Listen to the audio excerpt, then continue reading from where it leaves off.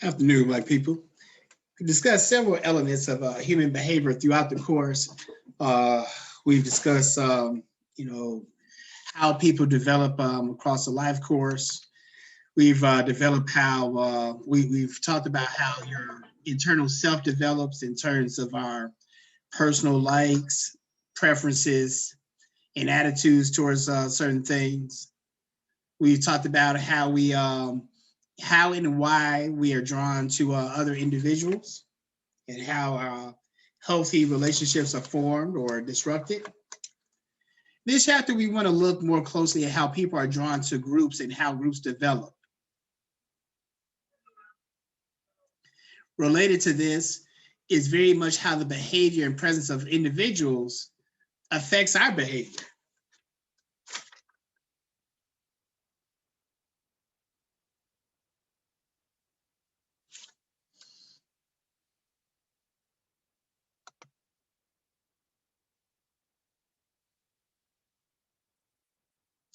This chapter will attempt to examine why the whole so often is different from the sum of its parts, and it just speaks to how there may be individuals who, when you talk about something like prejudice or something, that when you get them as individuals, these people may be okay, may not necessarily even express prejudice ideas or behaviors.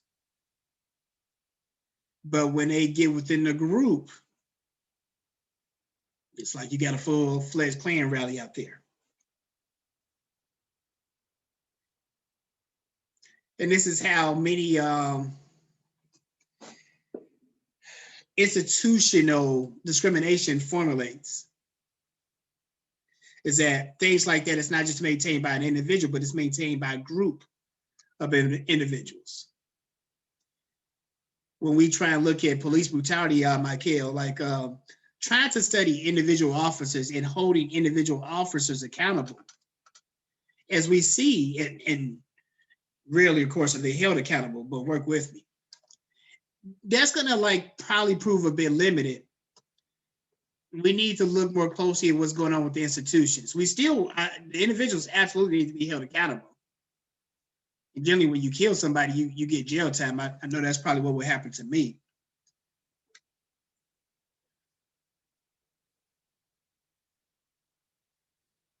Like, even if I thought I was going to hit somebody with my cell phone and it turned out like I really had a gun in my hand and for some reason I couldn't tell the difference, like I would be held accountable for that mistake. I might get a lower sentence for making a mistake than like somebody like Dylan Roof that was very calculated and intentional, but I'm going to do some time. But for some groups, it doesn't always go down like that. We also view some groups differently than others in this country. And that's not just this country, that's true of human beings broadly. But oftentimes a group can be better or worse than this individual. The United States is like this, like individually, I would like to believe that the United States has a lot of really good, beautiful individual people. I know that's true. As a group, sometimes we make some really strange decisions. We want to take this chapter to explore some of the reasons why this happens. So let's begin to look at the fundamentals of groups. As always, the chapter is broken down in different sections. Please do not just rely on these notes. Rely on yourselves and your reading of the material, which should be done before you come to class. This chapter should be, at least the first part of this chapter, should be read already. I was supposed to have gotten into this last Thursday. I'm behind. So my hope is that you all are a little bit ahead.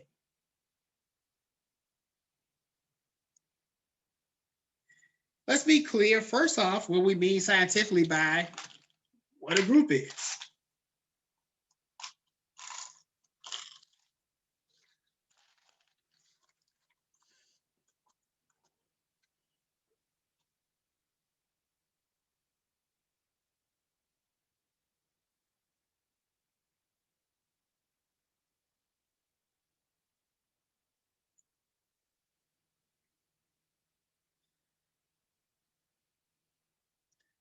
So some components of this definition that you really want to keep in mind.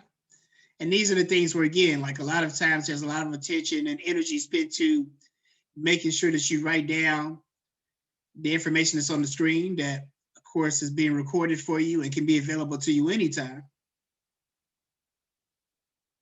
But make sure that you also write down what's being communicated verbally. So the important distinction of this definition is they have a shared fate, a shared identity, and a shared set of goals. This is different from a collective.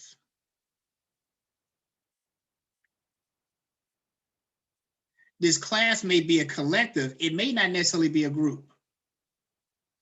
Within this, you may form study groups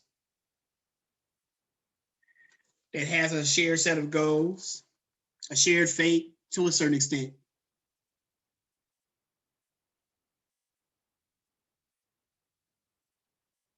And perhaps even a shared identity.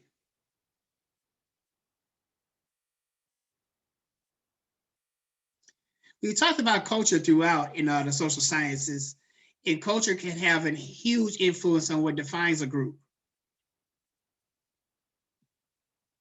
And does anybody recall again what we mean by culture? When we hear that term, what do we mean by culture? And this is something that, again, it ain't in your notes, but if somebody does give you the correct answer that you want to write down, because it'll help you understand what's written down here.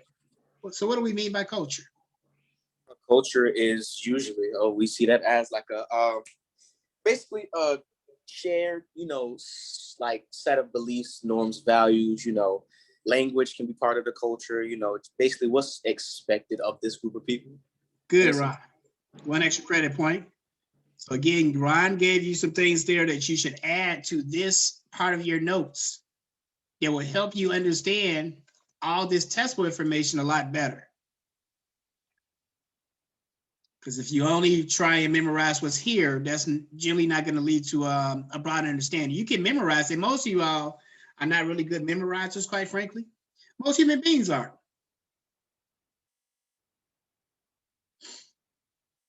So I really stress you trying to work on understanding.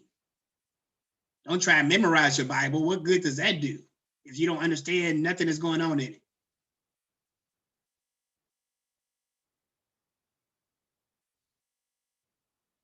That's what many people attempt to do, Michael, but that's not really, I'm not sure how that's facilitating your relationship with God if you don't necessarily like understand none of that's going on, but it's all good. So in the same vein here, seek understanding in everything you read, not just in this class. And I promise you, it actually makes the memorization a lot easier. So it's important. This is a chapter that's important because a lot of the things that we try to accomplish as human beings, particularly as we get older, it requires a group to accomplish. It sounds really good and wonderful at times, Latavia, for people to say, well, hey, I don't need nobody. I'm just going to do it all myself. That sounds great. You are going to be a very frustrated, exhausted, and probably unsuccessful person. Because everybody requires a little bit of help. Now, you ain't gonna be able to lean on everybody, for help, and people ain't gonna be able to do everything for you, but there are a few things we can do along. Again, when I talk about, getting through undergrad and relying on your professors, when you get to grad school, it is very, very rare, Jakira, where people get through grad school by themselves. You got to rely on the team. At least most people I know. This is true of other tasks like flying to Pluto. You can have a really good idea about when to go to Pluto, which personally I'm still counting as a planet. I know the astronomers bumped it out of there a few years back, but I'm still around with Pluto. But to get to Pluto, you can't do that by yourself. You're gonna need some engineers. You're gonna need some satellite directors. Like, I don't know how to get to Pluto, so I don't know all the people that you need, Maisha. But I know you can't do it by yourself. So again, one of the things that you want to keep in mind as adults, what are things that you can do by yourself? What are some things that it may require a little bit of help with? Michael, sure, you can do an excellent job fathering your children by yourself. I think it works better if you get a little bit of help. And that help ain't even just including wifey, dog. You better call 2 or 3 more people down the street like, hey, Y'all come down here. Help me out real quick. I need some answers. And I'm joking, but you know, like real talk, like, you know, the saying that it takes a village, like, I mean, it's really real. It's also important to understand, according to the social brain hypothesis, we've talked a lot about the socialization of human beings, but there are also things that are wired into us. So there's a strong belief that there is a natural inclination for us to want to belong to a group.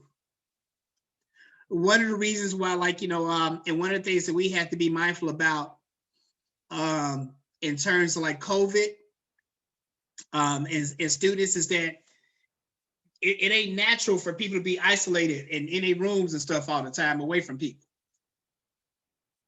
It is particularly difficult for young people who, again, are developing a lot of their social networks, developing their sense of selves. So those are things that, again, you know, as educators, we have to really be attentive to, because it's not natural for people to be in this state and condition. We also join groups, again, for protection from physical threat. In my research now, so a research project I'm working on now, is kind of looking at like, why did people, when we talk about the United States and stuff like that, why did people ever decide, you know what, let's have a government and let's coalesce together to try and figure out these problems? The main reason why people started doing that, and obviously a much smaller groupies many thousand years ago, Ron, was just protection from physical threat. That physical threat can be, we got a bunch of food over here, and these starving goons over there are going to come over here and try and steal our food. But it also can be physical threat for the environment. That when floods happen, how are we going to protect, you know, be protected, like from all of our food being wiped away? What if there's a drought? How are we going to be protected from that? So again, like when Hurricane Katrina happened, there were a lot of people that were not protected from, like, you know, those natural conditions when these California wildfires happened.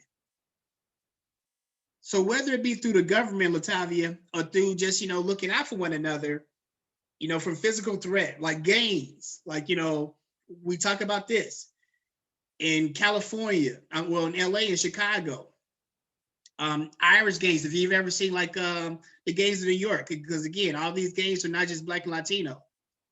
The gangs of New York, the Irish gangs, the Italian mob, a lot of those groups formed, Jakira, to protect people from the wider masses. Again, I told you, like, you know, Black folks, due to Great Migration, they're coming up to Chicago, they're coming up to LA. All the white folks don't want us there. So we will form groups to protect ourselves from physical threat. Unfortunately, many times, those groups have evolved, Michael, away from some of their original goals. Like the Crips, for example, were not, you know, they were very much a revolutionary type, you know, organization when they first started. Same with the folks out of Chicago, Gangster Disciples, probably more commonly known.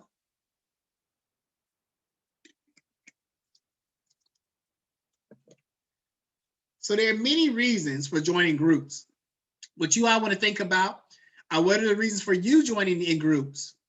Whether that group be a marriage, Latavia, whether that group be a fraternity, Michael, a church, a political party,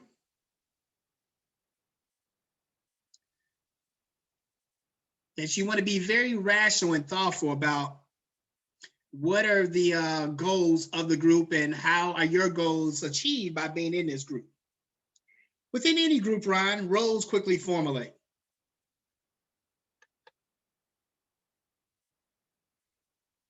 In every group, very quickly, they become leaders and followers. And let me be clear, this don't mean that the same people lead and follow all the time, because a lot of leadership, Ron, is very much situational.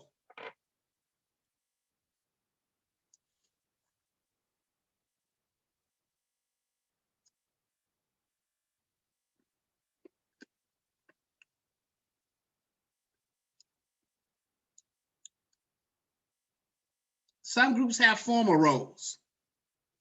You're the chair of this committee. You're the secretary. You're the treasurer.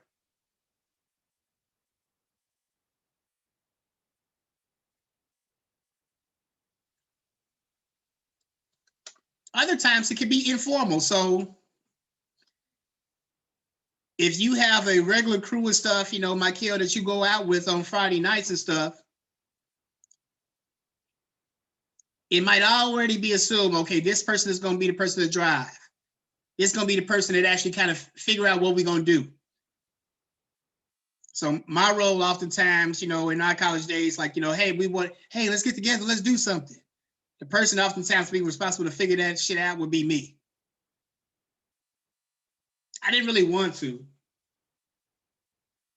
but there are a few things that's frustrating to Jakira to have my Friday or Saturday night wasted away, but we try to figure out what we want to do. So I'll be the one like, look here, like, all right, look, we just finna do this, boom, boom, boom, we're gonna go here, then we're gonna do, all right, cool. Is anybody with that? Yeah. Damn. So within every group, somebody may play a role. The instrumental roles involve helping the group achieve its task. So in this way, if you form a study group, it's going to be natural and normal for people to maybe drift off topic sometimes. So maybe Maisha, your role may be like, okay, look, let's focus back on social psychology. Ain't trying to be hear no craziness from Dr. Muhammad tomorrow. But you also have to have expressive leaders.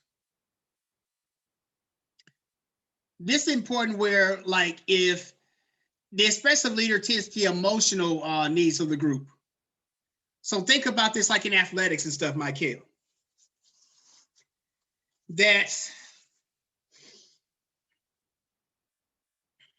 Trying to think of a modern example. That one of the gifts that Tom Brady seems to have, and again, I'm not a fan per se, but you can't, you know, it's hard to deny his productivity at this point. Bruce Arians and before him, Bruce Belichick were the instrumental. They were the coaches, and Bill Belichick, all he cared about is the task. Like, look, let's win these games. Let's focus in. Like, if you can't do this, you know, you usually not, you know, you're not used for me. I'm not trying to really find out, like, you know, how your mama doing, none of that stuff. I need you to get here and make this block, Michael. I need you to get in here and, like, you know, make these tackles. If you can't do that, I'm gonna find somebody else to, like, you know, to play. And Bill and Belichick was excellent at that. But for any organization to be successful, Ron, I think you also have to have some expressive leaders. Somebody that, like, can be like, you know, hey, Michael, I know you, you know, so Brady might go put his arm around a teammate, like, look, I know coach is really on you today, but, like, you know, don't stress that. I need you to stay with us, Michael. We're gonna need you later in the season, dog. Like, so look, don't trip, just hang in there, all right? Just keep, you know, keep studying the playbook. Don't trip off of that. He might be the type that, like, you know, hey, you know, after practice tonight, everybody come over to my crib. We're gonna have, like, you know, we're gonna have you know, a barbecue. You know, just, you know, we're not gonna talk about football, we're just gonna chill out. I know in my time as leadership, like, I've done things like that where when I first got into that role, like you know, we all, like, as a unit, we went out and for our first round of drinks, I wasn't finna be taking care of these cats all night, but I bought everybody their first round of drinks. You know, so in things like that where, you know, because I'm gonna be very demanding and stuff, you know, during the day, but there are times where also you got to provide emotional support and maintain morale as well. And each of those are very important. Like I said, there are some people, Ron, who might be capable of being able to do both. But there are often times where, you know, again, you may have to fulfill both roles, and they're very important.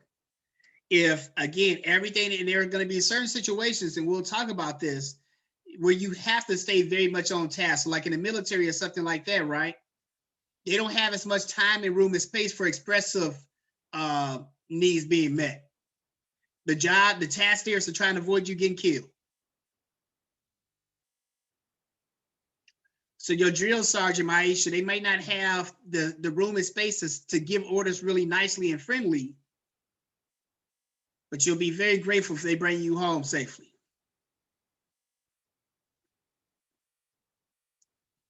Deviations, Ron had talked about before, norms of a culture.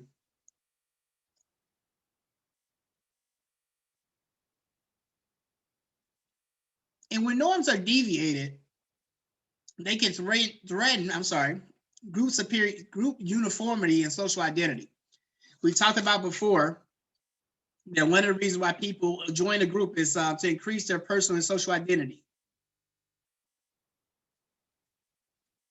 Um, Greek organizations, I think, function in this way in some ways. So particularly in many bigger campuses where people may be isolated, particularly like a lot of the Black Greeks, like some bigger white campuses, where you're really isolated,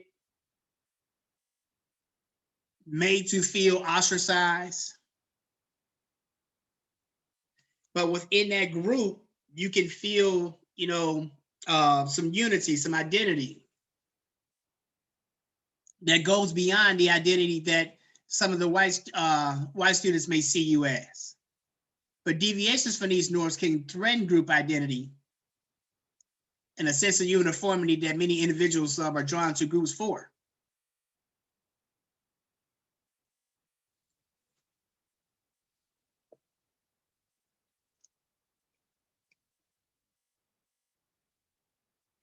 Again, keep in mind our earlier definition of culture. Keep in mind our earlier definition of culture.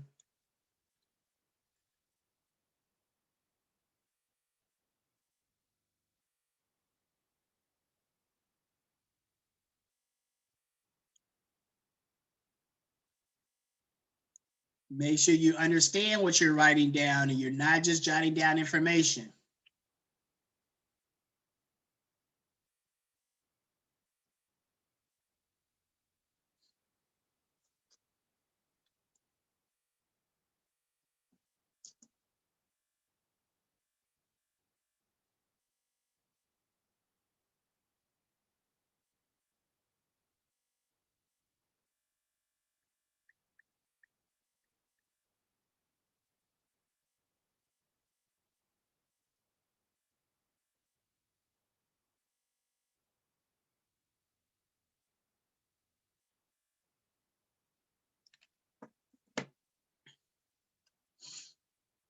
So there are certain type cultures, and in theory, ours is supposed to be an open and loose culture, a culture that's supposed to be a little bit more tolerant of difference.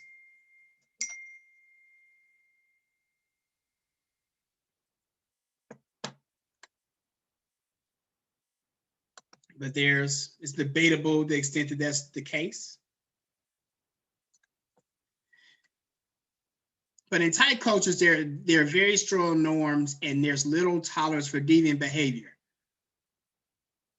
I think a lot of so again, as somebody who grew up in a very religious family, I can definitely say that there are strong subsections of Islam that are like this, where again, everybody's supposed to, if you're going to be a good Muslim, everybody's supposed to behave this way, and this is the only way, and there's little tolerance for anything different. America in general, again, is supposed to be like, obviously there are certain norms related to violence, stuff, things that are going to harm other people. But for the most part, if you're not harming anybody else, the culture is supposed to be more of a live and let live type space. But again, the extent that that's true, I'll let you be your own judge. But the environment itself, Latavia, can also play a role in the extent that the culture is inviting or uninviting.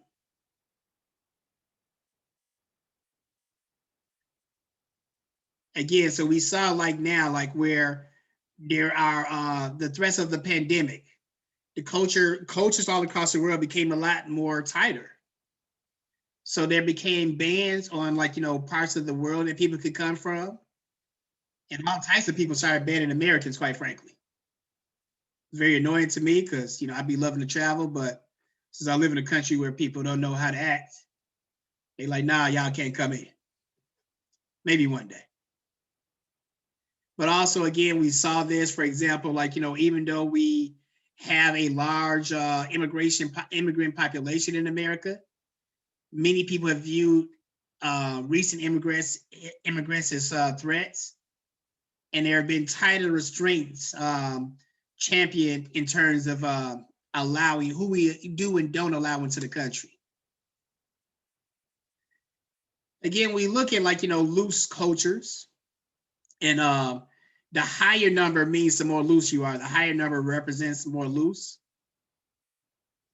So y'all see Morocco there's with a 0. So Morocco, you better get like the Moroccans do, or you got to get out. In France, they say pretty much, anything rise. Belgium, hey, do what you want to do. So America definitely, again, it's not as bad as some others, but we're only a little bit better than Russia. So I think that's probably a bit of a concern, but not nearly as open as we imagine. We talk a good game, we don't always live up to this, unfortunately.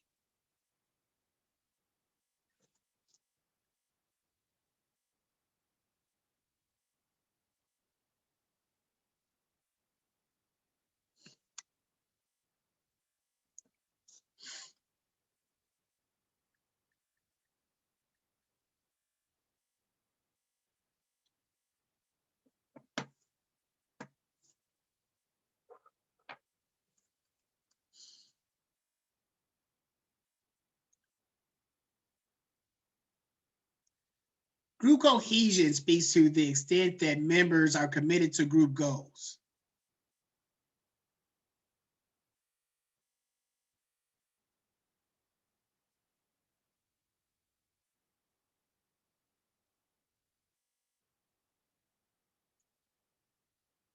Again, we talk about athletics, and Jakir, I know you've been on some athletic teams, and you may be able to speak to this, more than most, but the extent that the team is actually together and unified towards those goals, because sometimes, again, it may sound good, like, hey, particularly like say if we're running this relay race, we all should be unified together. But some people might go out there like, look, I'm just really concerned about my own individual time. If we do good as a group, that's cool. But, we talk about this, like, with Black people when and again, I believe this, well, I know this is overstated, but when we talk about, the crab in a bucket mentality, and the notion is that other groups or other racial groups have more cohesion than Black people. They sit together more, and that's why they perform better. And there can be some merits to that. It is really important that when we make this assessment, and this ain't to make excuses for Black people, but the reality is that a lot of efforts have been made to disrupt our cohesion. So we have to be very cautious and vigilant to make sure that don't happen. All types of things, Octavia, will be brought about to try to split us apart. We can beef, we can argue with each other, get mad at each other. We need to sit together like a fist, Black people. But whether it be sports or society, we perform better when we're more unified as a family. But that cohesion is not only determined by us. Have any of you all been in situations where maybe you have tried to, experience a group goal? It doesn't have to be anything super major. And maybe a lack of cohesion hurt you achieve those goals. And I know one of the reasons I don't understand group projects as much is because of my trauma with that as a young person many years ago. But perhaps you all have been more fortunate. Has anybody ever had any issues, or on the other side, where you feel like maybe you achieved more than you thought you could because the group was really unified? What have been your experiences on this front, young people? I know, again, the first thing that comes to mind is, like you said, like the group work, the group project. I recently had a group project where it was a group business proposal. Everybody, we split it off in a section. Everybody has their part. We're going to present it in the coming weeks. And I can't necessarily put them at fault, but I made the document. We have our idea. I sent a text message saying, we need to cover these 7 points. And, this was due Sunday, and I sent this Friday. Yeah, we procrastination. But you know, it was kind of like the only reason that I was reminded of it was because somebody hit me up, and it's like, oh, okay, boom, let's knock this out now. So then it's like, okay, I was told when I get in the house, I'll start. The day passed, so I ended up doing the whole thing myself. Again, you know, it's that's why I say it's kind of not their fault because again, we did wait to the last minute, but it's kind of like, you know, you said you was gonna do it, you didn't do it, so I ended up doing it myself. You know, again, I don't really mind, but I don't know, just that anxiety of like, you know, damn, are they gonna get it done? Are they gonna get it done? Are they gonna carry their weight? You know, do I have to, you know, do I have to be like, okay, yeah, you know, I did the first two paragraphs, but we're missing the next seven because, you know, yeah, you know. Absolutely. Absolutely. Does anybody have any positive experience with group work where there might have been something that you weren't sure that you could do, or you were trying to do it by yourself, and maybe like, you know, some people like kind of like lend a hand and like, you know, push over the finish line? I do. Go ahead, Aisha. It was like a time in like high school, and I wanted to do like this community service program for the elementary school kids, but like it was kind of coming overwhelming, and I just had to like in my thought process. But I was telling somebody about it, and then it later became a group, and we ended up actually getting done, and the kids really enjoyed it. That's a really good example. One extra credit point. I'm a guess that them allergies are getting at you as well right about now, Maisha. It's been rough. Yeah, I'm better this week. Last week, oh my God. But yeah, great example. Yeah, and examples like that, like in doing charity work and civic work and things like that, where there might be some cause that you want to see, like, you know, change Latavia, but it's really hard to change those things all by yourself. So you might see like, man, like abused women, or like, you know, or children not getting access to mental health care, wanting to, like, you know, bring down the opioid crisis in the country. You know, you choose the issue, but it's very difficult to try and achieve those by yourself. So that's a really good example. Very quickly, I'm gonna get bumped out in a second. I'm gonna have us log back in at 3:20. I'm gonna have us log back in at 3:20. I got a couple more minutes, but I am gonna get bumped out soon. You know, so again, keep in mind when we talk about the culture themselves can inform our group behavior. Ours is a very individualistic culture, Latavia, where in general Americans are taught and trained, you know, every man and woman for herself. I don't think that that's really practical, but that is very much how we're assessed and judged. But in collectivist cultures, again, cultures like, you know, those that we see of our brothers and sisters from Asia, from Africa, South America, it's more based upon harmony and cooperation in interpersonal relations. Whereas in our culture, we look at each person's unique contribution. So we may look at and assess Ron, okay, Jakira's a really good writer, so we're gonna have her writing, like, you know, Latavia, she like editing and proofreading and stuff, so we're gonna have her do that. Maisha, she's a really good researcher, so we may have her do that. Ron, you're a really good speaker, so we'll have you present the information. So a lot of times in America, we kind of break it down by specialization. And keep this in mind for yourselves, because even though, you know, we expose you this a little bit on the undergrad level, definitely in your careers, you're going to have to work within groups. Now, hopefully, again, you're going to be working with other people that's really invested in fulfilling the goal. If for no other reason, they're going to get paid for it. But not always. The extent that you're a collective and individualist culture also impacts how the leaders are expected to behave in the groups. This is important as well because, as I talked about before, at various points, all of you all are going to be leaders.